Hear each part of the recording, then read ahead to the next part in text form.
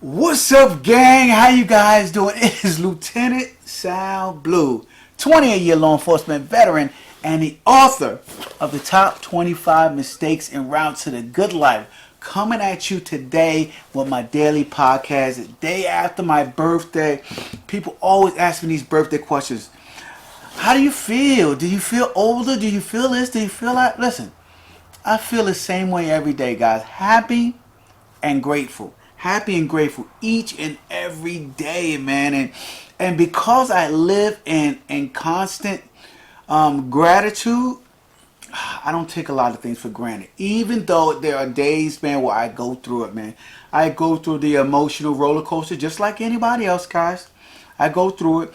But I make sure that it's a quick ride, right? You know, when you spend hours and hours and hours in line, waiting in line to get on the roller coaster in the summertime, you know, at one of those amusement parks. And all of a sudden you finally get to that roller coaster and everything is built up, and then all of a sudden the ride is over in like a minute, right? 2 minutes. It seems like the ride is over so fast and you waited hours just to experience it. And that's the same thing with emotions, right? You let them build up to the moment of something you did, something you failed at, something that didn't work out, and you got all these emotions that built up, and then that moment comes, and then because that moment is so brief and so short, you try to hold on to all of those feelings and emotions because you feel it's the right thing to do, right? You feel like it was a bad moment, so you should be holding on to these feelings. And when I'm telling you guys, you gotta let go of them quick. You gotta let go of feelings and emotions quick and keep moving. Life is moving at a pace that will blow your mind. Blow your mind. I mean, I heard some statistic about the body replaces like 25 million cells a day or a minute or an hour. I don't know. But anyway, my point being is that change is constant and it's constantly happening. So you can't remain the same by sitting there and lamenting in your failures and stuff like that. So anyway, to get to today's podcast, and what I wanted to talk about today is it's about your wins, guys. And the question I have that I'm presenting to you guys today on my podcast is, how are you marking off your wins in life? What are you doing to signify that, hey, I won this? You know, have you ever noticed when you get your wins, right? You're so happy, you're so satisfied for that brief moment, but then when you have your failures, you hang on to them for a very long time. And I've noticed this in myself. I've had a win, boom, a great win, and by the time noontime came that day, maybe I had a win in the morning, by the time noontime came that day, I had a failure. And I let that failure completely destroy the emotional upheaval feelings, whatever you want to call them, of my win. I just let the failure beat it up. Beat it up, you know, I don't deserve it, you know, I feel bad. Why did I get that win anyway? You know, if I'm going to turn around and fail, and you can't keep doing that to yourself, guys. As I hydrate here with my water, I'm a little behind on that. But you can't keep doing that to yourself. You gotta make sure you're marking off your wins. Now, I want to put this so that you guys understand what I'm talking about when I say marking off your wins, right? In today's podcast, what I'm talking about is, what do you consider a win? See, a lot of us, we think that a win needs to be something really huge that everybody around us recognizes and acknowledges it as a win for us. And when you're waiting around for outside people to acknowledge something that is a win for you, you tend to be disappointed in the results that you are going to get out of that. The feelings that you expected to get from other people acknowledging your win, it's not going to come. It's not going to come, man, because that's just not how people are built, right? Not too many people turn around and give you the satisfaction that you feel you deserve when it comes to accomplishments, when it comes to wins. One of the things, and I'll give you a life example, one of the things when I finished my first book, Top 25 Mistakes En Route to the Good Life. And I have hundreds of friends, associates, people I work with, everything. I was like, oh my God, this is going to be phenomenal. This is going to be a hit. This is going to be fantastic, right? And so then I announced my launching of my book, and I heard nothing. I heard nothing. Very few of my friends reached out to me. Even fewer of my friends even purchased the book or even acknowledged the fact that I succeeded in that area of my life. And so if I would have held on to the fact that I needed them to acknowledge my win, I would have spent my entire, accomplishment sad, because I would have never gained that happiness of me achieving something, of me reaching a goal, of me writing a book, of me becoming published and a speaker and an author and a business owner. I would have never done any of those things because I would have been waiting for someone to acknowledge me and say, good job. Right? How many of you guys are waiting for people to tell you it's a good job? That may have worked when you were a child, but guys, listen, let me tell you, waiting for somebody to tell you that you did a good job is a way of giving someone else complete control over your life, right? Because they'll hold that and they'll give it to you a little bit when they need something from you. They'll pull it back when you're not doing what they want, and they will use that as a tool to control you in everything that you do. They will begin to weave that approval to different areas of your life. And you will be surprised how people can be extremely manipulative of you when it comes time for you to try to succeed in things that you really want out of your life. So lately, and the reason why I'm talking about this, guys, is lately I have been suffering from not meeting my own expectations, right? When it comes to the standard of success that I need to be achieving. I have a high level of success that I need to be achieving. And so I was a little upset with myself. And so I was suffering and just talking bad about how I should have been doing it and what I should have done. And I'll give you an example. For all you high achievers, right? If there's any high achievers that are listening, and you match my enthusiasm, you will know exactly what I'm talking about. I'm sure you understand, right? And this is why I have to keep a guard at the doors of my emotions to make sure I don't get carried away with beating myself up too much when it comes to failures, right? I can be really harsh. Really harsh. And after 28 years of law enforcement, I have learned some of the harshest ways to speak to myself that will really either crush me, break me down, just a lot of things, guys. And I'm just telling you that how I was going about doing that is a mistake, and it's something you should avoid at all costs, guys. You got to avoid that mistake, beating yourself up and going at yourself. Because, listen, I know for a fact, nobody can hurt you more than you can hurt yourself. If somebody hurts you in your life, it's because you're allowing them to hurt you. Okay? That's just what it is, right? We all have control over ourselves and our lives and things that happen and situations that are around us. And that's just what it is. Everybody doesn't believe that, but it is something that I truly believe in.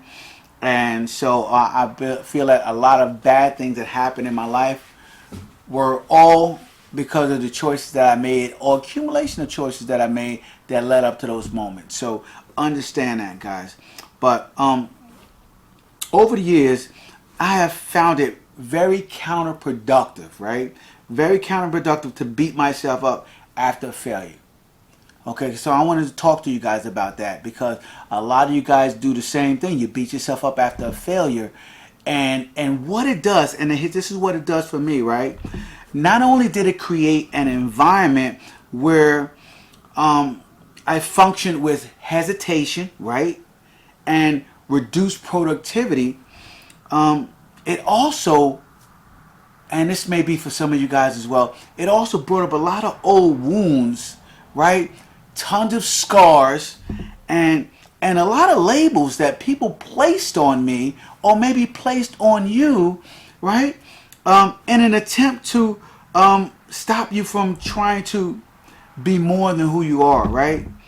And so these are people from your past, guys. These are people from your past, and it may be people from your present. But if you were listening to this today, or you've been listening to my podcast, this is episode 153, I believe, and you listen to my podcast, you will already know that your circle of influence is your destiny, and you need to move those people out of your life immediately, as soon as possible, guys. So you got to understand, those people from your past are in your past for a reason. It is because you are moving forward and they are not moving at all.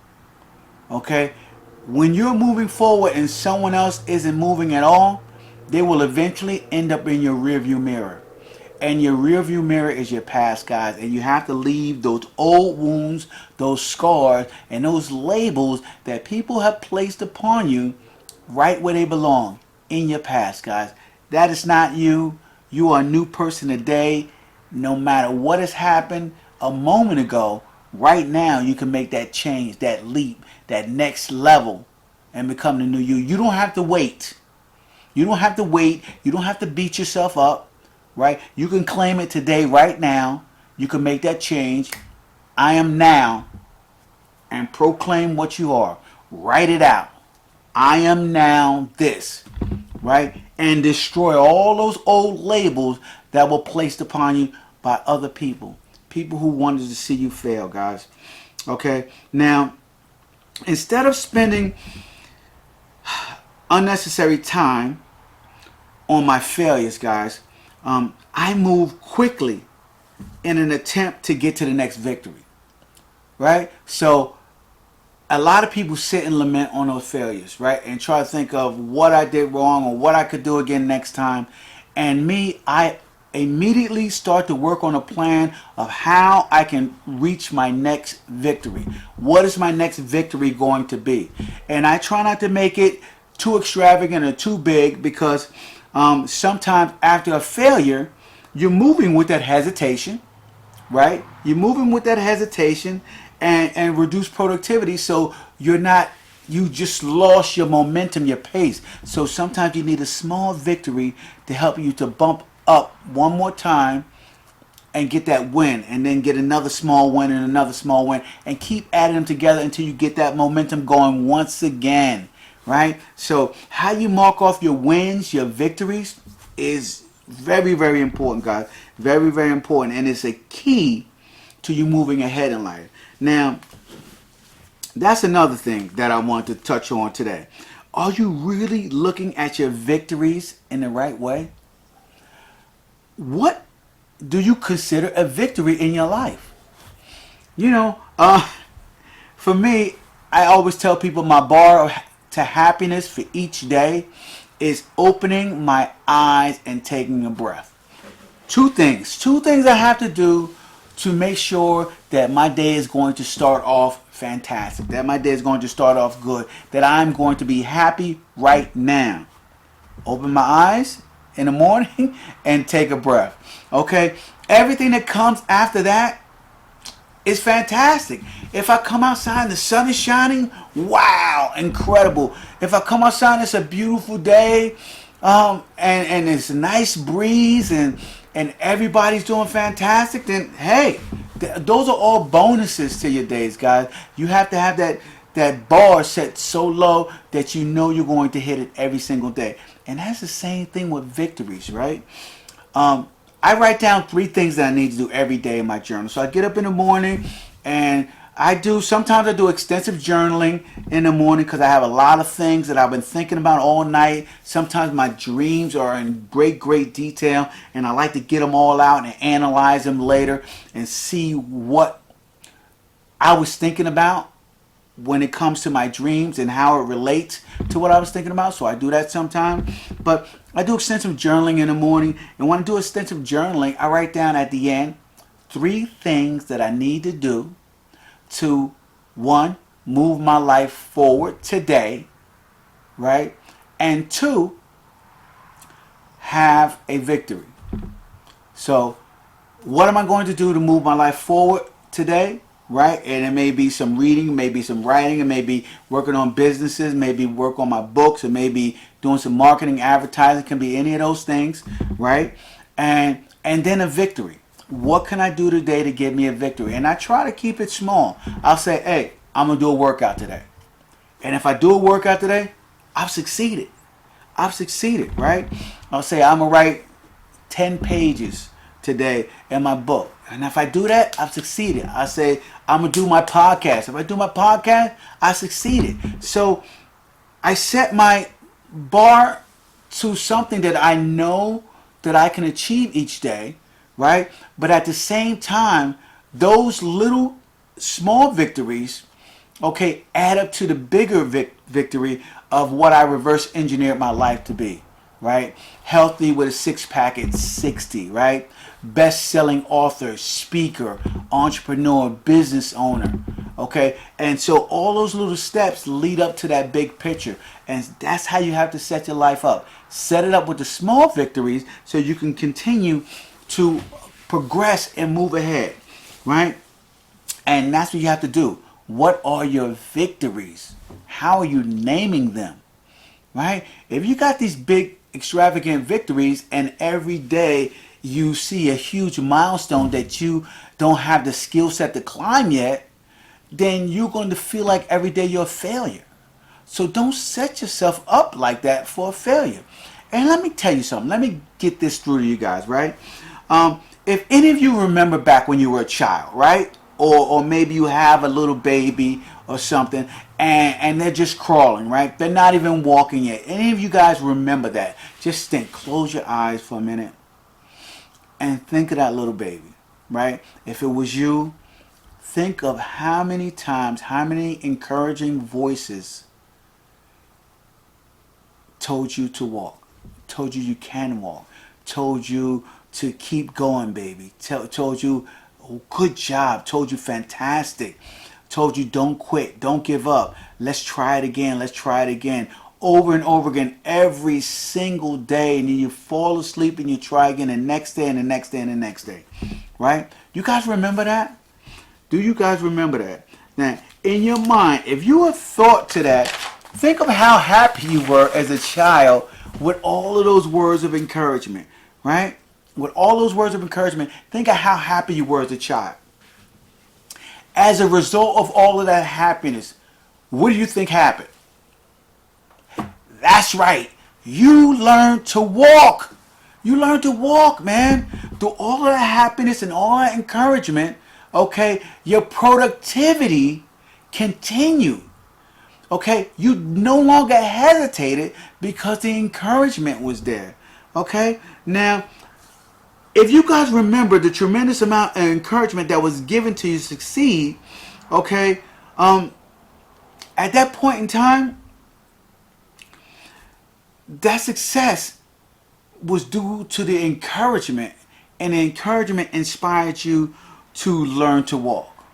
Okay, now, guys, if you have grasped that entire concept of learning how to walk and the encouragement, helping you to increase your own productivity and stopping you from hesitating to learn how to do a skill that you did not know prior, then you'll understand this, right? As an adult, when you want to succeed, right, the tides of encouragement have swayed in the other direction, guys. Nobody's encouraging you as an adult to succeed, right?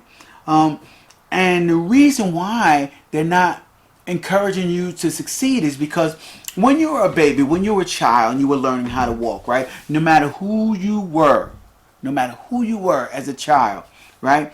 You were a threat to nobody. You learning how to walk was not a threat to nobody. because the entire society knew how to walk.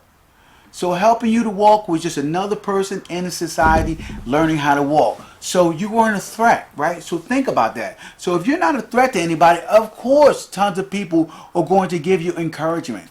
As a matter of fact, a lot of people give you encouragement because it makes them feel good that they were the one to help you to achieve the level of being proficient at walking, right? So it makes them feel good. So it's not all the fact that they really want you to walk. I mean, unless it's your parents, right? You know, relatives, brothers, sisters, right? They want to play with you. But other people all around, their selfish feelings is that they were the ones that helped you to achieve the level of walking, and it makes them feel good. So that encouragement actually works in both of your favors, if you guys are understanding. But as you're an adult, as I said, the tides sway in the other direction, because as an adult, these same people that were encouraging a baby to walk, they see you as a threat, right? Now, what do you mean they see you as a threat? These people don't know me, right? They don't know what I'm capable of. They don't know what I'm doing. I'm just trying to do something for me, right? But in a world of almost 8 billion people, 7+ billion people in this world, everybody begins to see other people's success as taking away from their resources, right? A lot of people in this world are living with a scarcity mindset, right? So you can't expect that everybody has heard the fact that scarcity mindset is a limiting belief, right? You can't expect everybody to know that. Everybody doesn't read. Everybody doesn't listen to podcasts. Everybody's not out there trying to learn, right? Some people are just out there with their head down and they're just trying to make a living from what they learned from their parents and their parents' parents. To keep your head down, keep your mouth shut, and work hard. That's what a lot of people are out there doing, guys. A lot of people aren't out there trying to improve themselves mentally, emotionally, right? And going up to the next level. So yes, when you try to achieve something of significance, people see you as a threat. They see you as taking away a possible resource, okay, that they could have. When you're trying to move up in the promotional ladder, people see that as you taking away a resource that they could have, right? They may not want to work for it. They may not want to study for it, right? But they feel that if you're not getting it, okay, then it's a possibility that they may get it by default, right? That's how people think, guys. That is how people think. They don't want to work for it, but they'd rather get it by default. But if you work for it, now it's a threat. So understand that you're not going to get encouragement from outside sources.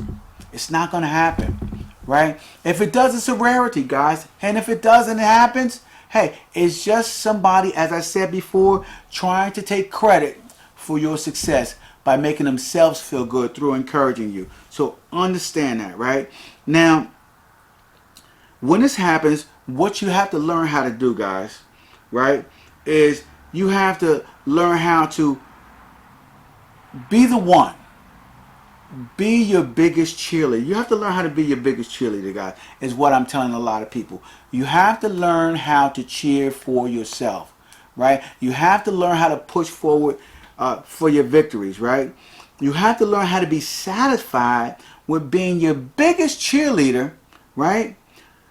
And this happens through celebrating your wins and encouraging yourself through your failures, right? So in life, you're going to have way more failures than successes. If you're trying to achieve anything of significance in this world, you're going to have way more failures than successes. So if you're going to have way more failures than successes, guys, then guess what? You are going to have to be able to forge your way through all of those failures. And how do you do that? How do you forge your way through failures, guys? These things hurt, right? Or are they supposed to? That's what people say. When they say the word failure, right? They're talking about grown man with tears in his eyes. When somebody says failure, you open up the dictionary and that's what you see. You see a grown man with tears in his eyes, or his head down like this with his elbows on the table. That's what people think failure is. And that is not what failure is, right? Failure is just a bad course of action. A course of action that you took that did not work that time. Right? It's almost like those puzzles, right? You doing the puzzles and you go that way and you realize you can't get through the maze, so then you come on back and you go the other way and a different way until you make it all the way to the end of the maze, right? You may go down the wrong road 100 times before you make it all the way to the other end of the maze, right? But eventually you make it, which means eventually you succeed. But during those failures, right, you have to be the one who encourages yourself the most, right? You have to be that. And the reason why you have to be that is because a lot of people love it when you fail. They get excited when you fail. They love to tell you about your failures. Remember when I used to have a circle of friends that used to love the word remember when. Remember when. That's all they used to talk about, right? And what they would bring up is times that I failed. Things that the time I missed a shot, the time I missed a touchdown catch, the time I missed a tackle, right? The time I got outrun on the track field. You know, the time that, I don't know, it's all of them is failures. I have so many failures that they had unlimited resources to pull from because I was always trying new stuff and always failing. So I had to move outside of that circle of influence of friends and I had to leave them in my rearview mirror, guys. And that is what you're going to have to do sometimes, right?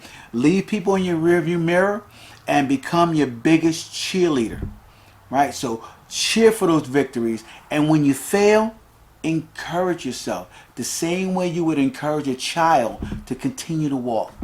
Get up. Try it again. Don't quit. You were so close. Those are words that your emotions, that your mind likes to hear, those words of encouragement.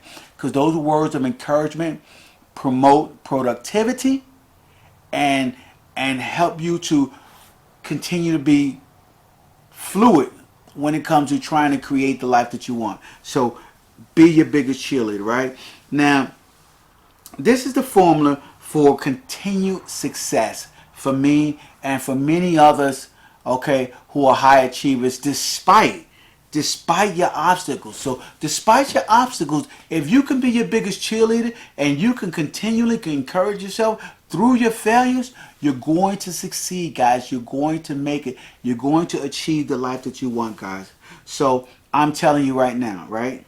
Start adding up your wins. Start adding up your wins so that they can convincingly, so that you can convincingly tell yourself, right, that it is worth it to keep going, right? It is worth it to push forward. It is worth it, okay, when the world tells you, guys, to give up, to quit, right? So count your wins, add them up, use them to your advantage, man. You are going to need them. You're going to need them. So don't just take small wins and be like, that was a small win. No. Celebrate it.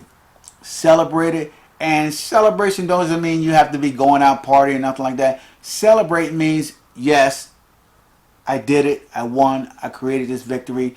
And now I'm going to sit back and chill out and have a movie night with my family. You know, things like that. Take it in and enjoy it, guys. So listen, I'm going to wrap it up for today. I got some listening to do, guys. If you guys haven't noticed, I've been collecting old cassette tapes, man. Old cassette tapes. Look at it. Jim Rohn. Remember that? Jim Rohn? So anyway, I'm excited about that, and I'm going to be listening to all of that. I'm converting it all to digital copies, and if you guys want to grab it, you guys can grab it up for me if you want. It's by Nightingale Conant. You can buy it for $100 on that, or you can ask me for it.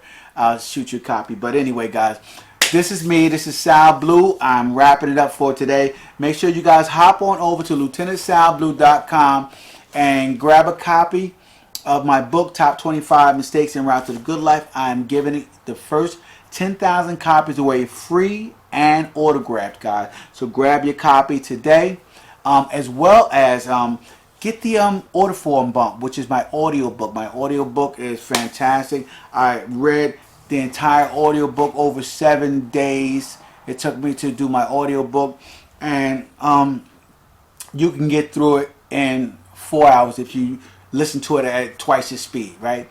So I don't really talk that fast, so you'll still be able to understand it and get the concepts and take the notes, guys. So you'll enjoy that as well. Check me out on TikTok, right? TikTok, Snapchat, Instagram, and Facebook, as well as my Top 25 Mistakes group on Facebook. So this is Lieutenant Sal Blue, and I will talk to you guys tomorrow with my daily podcast. All right, deuces. Enjoy your day.